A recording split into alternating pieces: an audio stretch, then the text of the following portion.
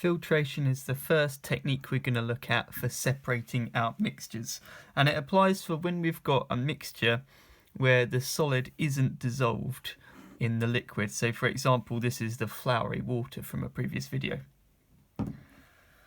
So we're starting with an insoluble solid.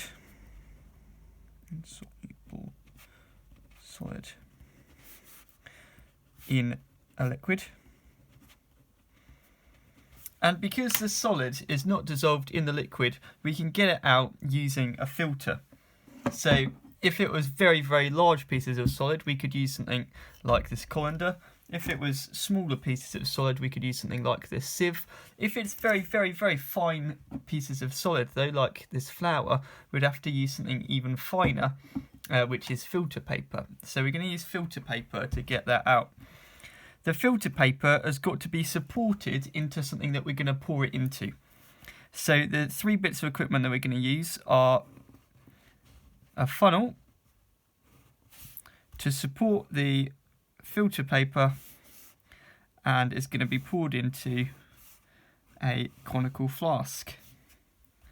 Labelling that, funnel is double N.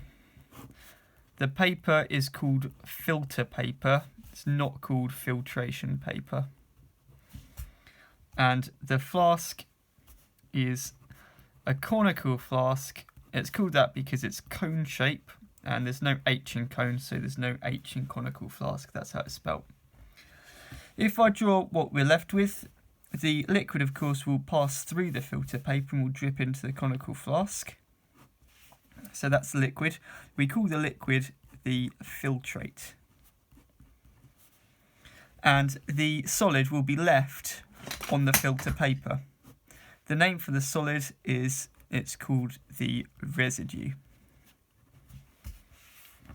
So there we go. We've ended up with the solid in the filter paper,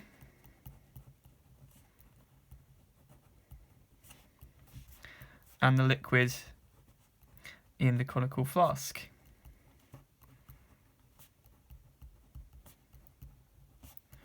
Just one more thing about the method.